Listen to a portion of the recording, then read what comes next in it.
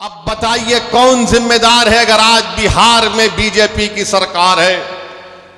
तेजस्वी से पूछेंगे तो तेजस्वी बोलेंगे चाचा हमको छोड़कर चले गए। नीतीश कुमार से पूछेंगे तो अल्फाज चाप चाप कर बोलेंगे हम मर भी गए तो नहीं जाएंगे, अब कह रहे हैं कि हम यहीं रहेंगे। यानी नीतीश कुमार, अगर गिरगुट और नीतीश कुमार को सामने रखा जाए तो गिरगुट कहेगा कि मुझे इससे शर्म आती है। इतना रंग बदलते हैं नीतीश कुमार। सुबह में जो बोलेंगे शाम तक चाचा पलट जाएंगे।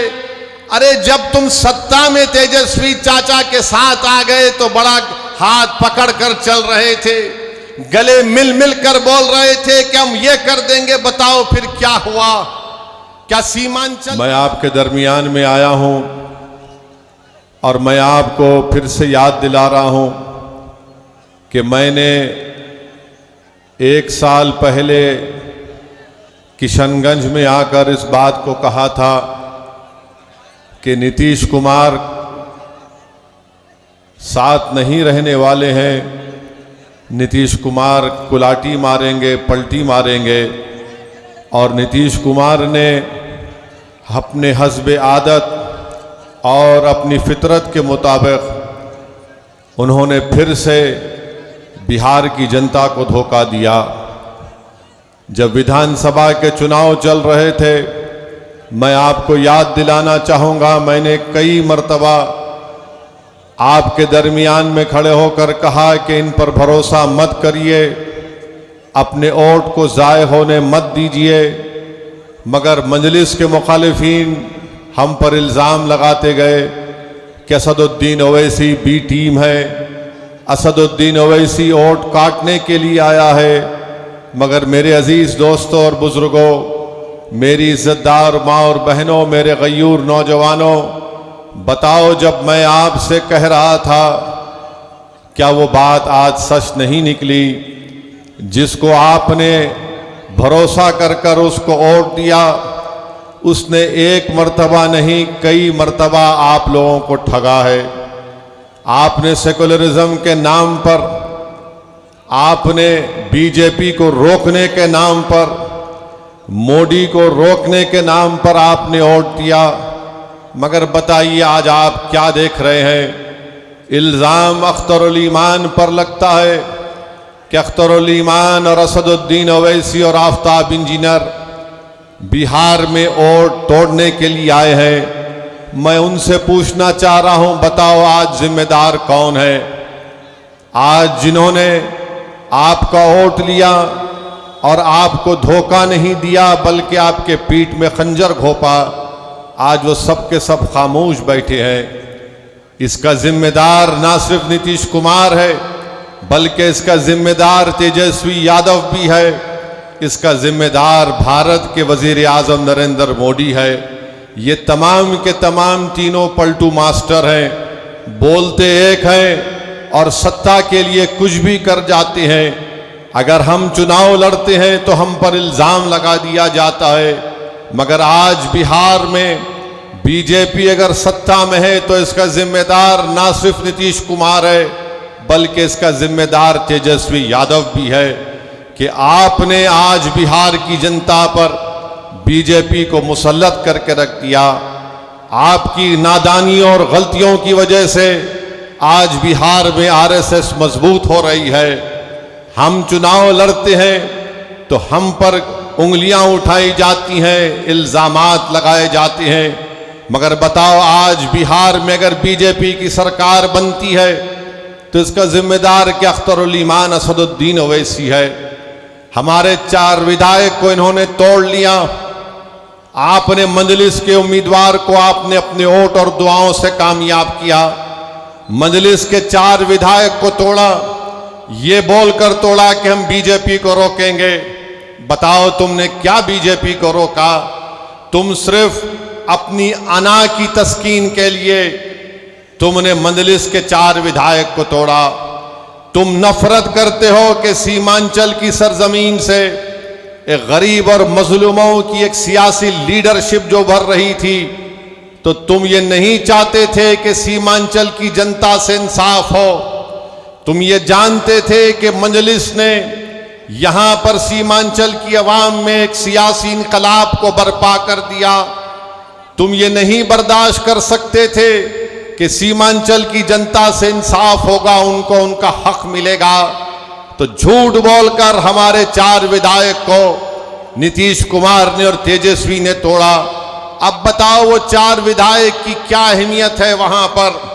ना तो वो मुंह खोल सकते हैं, ना तो वो बगैर इजाजत के बैठ सकते हैं, ना तो वो बगैर कुछ सोचे समझे, इनके पास कुछ है ही नहीं। मगर मजलिस ने जो सीमांचल की सरजमीन पर जो एक सियासी इनकलाब को बर्पा किया, तो ये बात ना मोदी को पसंद आई, ये बात ना तेजस्वी को पसंद आई, ना ये बात नीतीश कुमार को पसंद आई। वो हरगिज नहीं चाहते कि सीमांचल से आपकी एक सियासी क़ियादत उभरे। वो हरगिज ये नहीं चाहेंगे कि बिहार में आपकी सियासी क़ियादत उभरे। बिहार में ये पैगाम दे दिया गया, बिहार में, भाई साहब रुकिए, बिहार में सिर्फ यही चाहते हैं कि यादवों का नेता हो, कोई गुनाह नहीं है। बिहार में कुर्मी कुशवाहा का नेता हो, कोई गुनाह नहीं है। बिहार में भूमिहार का नेता हो, कोई गुनाह नहीं है। बिहार में अपर कास्ट का नेता हो, कोई गुनाह नहीं है। गुनाह उस वक्त हो जाता है जब गरीब और मजलूम मुसलमान खड़ा हो जाता है। तो चाहे मोदी हो, तेजस्वी हो, नीतीश कुमार हो, वो इस बात पर मुत्तफिक हैं कि सीमांचल से इंसाफ नहीं करेंगे और कभी भी आपकी सियासी लीडरशिप को भरने दिया जाएगा।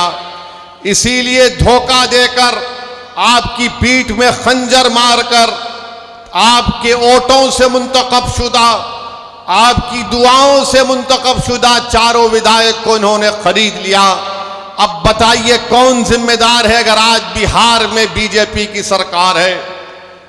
तेजस्वी से पूछेंगे तो तेजस्वी बोलेंगे चाचा हमको छोड़कर चले गए।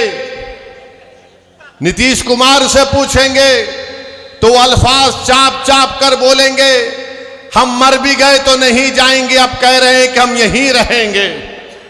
यानी नीतीश कुमार, अगर गिरगुट और नीतीश कुमार को सामने रखा जाए तो गिरगुट कहेगा कि मुझे इससे शर्म आती है। इतना रंग बदलते हैं नीतीश कुमार। सुबह में जो बोलेंगे शाम तक चाचा पलट जाएंगे। अरे जब तुम सत्ता में तेजस्वी चाचा के साथ आ गए तो बड़ा हाथ पकड़कर चल रहे थे, गले मिल मिल कर बोल रहे थे कि हम ये कर देंगे। बताओ फिर क्या हुआ? क्या सीमांचल की जनता से इंसाफ हुआ? क्या सीमांचल में यहां पर आप ही के इस विधानसभा में यहां पर 2 अनुमंडल की जरूरत थी? क्या एक अनुमंडल खुला? 10वीं जमात के इम्तिहानात चल रहे, हमारे बच्चों को तकलीफ होती है, यहां की जनता को तकलीफ होती है, मगर सिर्फ खेल सत्ता का है और सिर्फ कोशिश यही होगी कि कहीं से भी किधर से भी सीमांचल की जनता से इंसाफ ना हो। मैं पहले भी आपसे कहा हूं और आज फिर कह रहा हूं मेरे भाई, जब तक अल्लाह असदुद्दीन ओवैसी को जिंदा रखेगा मैं सीमांचल की लड़ाई लड़ता था, लड़ रहा हूं और इंशाअल्लाह ताला लड़ता रहूंगा। सीमांचल की आवाज कभी खत्म होने वाली नहीं है। अगर तेजस्वी और नीतीश ये समझते हैं कि हमारे 4 विधायकों को तोड़कर तुमने सीमांचल की आवाज को खत्म करके रख दिया, मैं बताना चाह रहा हूं नरेंद्र मोदी को, नीतीश कुमार को, तेजस्वी को, सीमांचल की आवाज कभी खत्म होने वाली नहीं है। तुम तीनों इस बात को सुन लो, जब 2024 के लोकसभा के इलेक्शन होंगे तो इंशाअल्लाह ताला भारत की सबसे बड़ी पंचायत लोकसभा में सीमांचल की जनता अपने इंसाफ के लिए, अपने मान और सम्मान के लिए, अपनी गीरत के लिए सीमांचल की जनता इंशाअल्लाह ताला अख्तरुल ईमान को यहां से अपना एमपी बनाकर लोकसभा में भेजाएगी। और अख्तर अली ईमान सीमांचल जिंदाबाद का नारा लगाएगा लोकसभा में, सीमांचल के इंसाफ की बात करेगा। अरे बताओ तुम कब तक धोखा दोगे सीमांचल की आवाम को?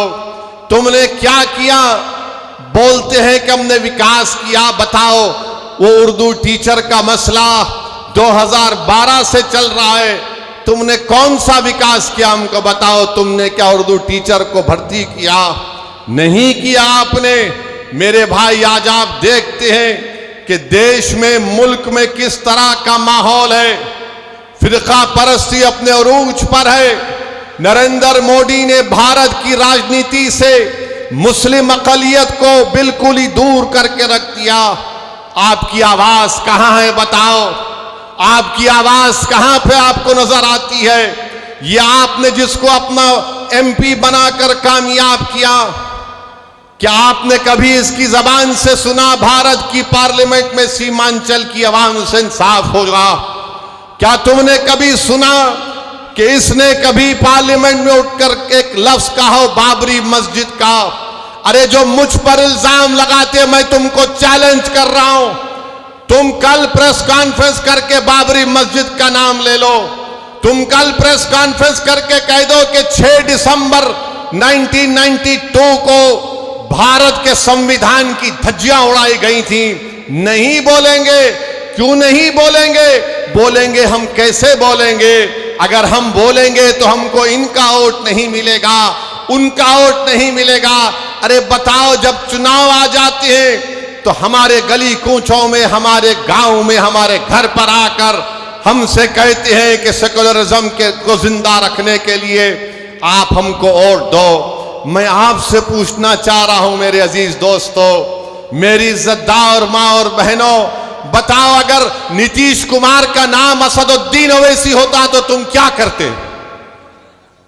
नीतीश कुमार की जगह असदुद्दीन ओवैसी ये काम करता तो इस तमाम के तमाम खड़े हो जाते।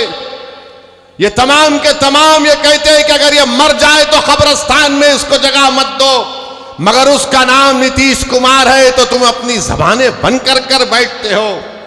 मैं चुनाव लड़ता हूं, तेजस्वी मिलकर हुकूमत बनाते हैं और फिर बीजेपी को बिहार में मुसल्लत करते हैं क्योंकि उनका नाम तेजस्वी है। तुम उसको कुछ नहीं बोलोगे। अरे मेरे भाई, यही तो हम आपको बताना चाहते हैं। यही इनकी नाइंसाफी है, यही इनका आपसे कोई मोहब्बत नहीं, ये नफरत करते हैं आपसे। इसीलिए हम आपसे अदबन गुजारिश करने आए हैं कि आप इस बार आने वाले लोकसभा के चुनाव में अपने वोट का सही इस्तेमाल करिए, अपनी लीडरशिप को बनाइए। बीजेपी के पास 306 MP हैं, एक भी मुस्लिम अक़लियत का MP नहीं है। राजद के तो कोई MP नहीं है।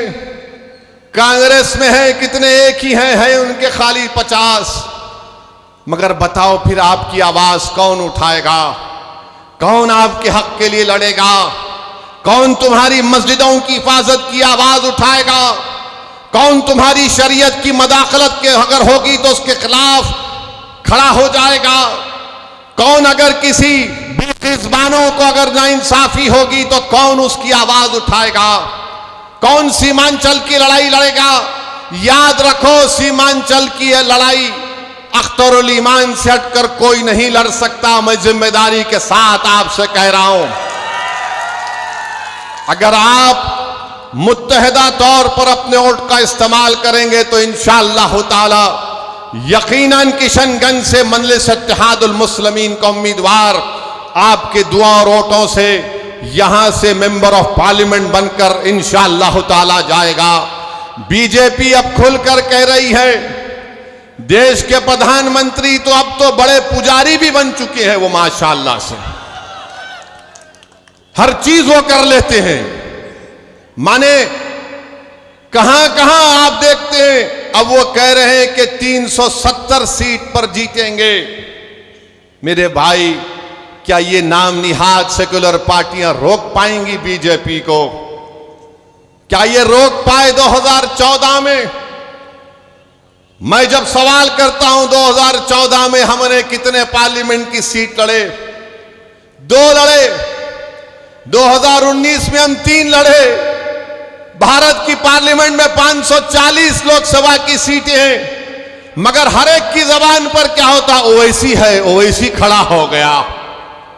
इनको मेरे इलेक्शन लड़ने से ज्यादा इस बात का इनको डर है कि ये आज खड़ा हो रहा है तो कल ये हजारों लाखों को हमारे खिलाफ खड़ा कर देगा, इसीलिए इनको डर होता है। ये नहीं चाहते कि कोई इनके सामने खड़ा हो, वो सब के सब यही चाहते हैं कि तुम सिर्फ दरी बिछाओ, तुम इनके घर में जाओ तो अपनी चप्पल और जूता उतार कर सर को झुकाकर नीचे बैठ जाओ। मैं तुमसे कह रहा हूं मेरे भाई, भारत का संविधान सबको बराबरी का हक दिया है। हम ना किसी के सामने झुकेंगे, ना किसी से भीख मांगेंगे। संविधान ने जो कहा कि बराबरी मिलनी चाहिए, इंसाफ होना चाहिए, यही लड़ाई मजलिस इत्तेहादुल मुस्लिमीन लड़ रही है।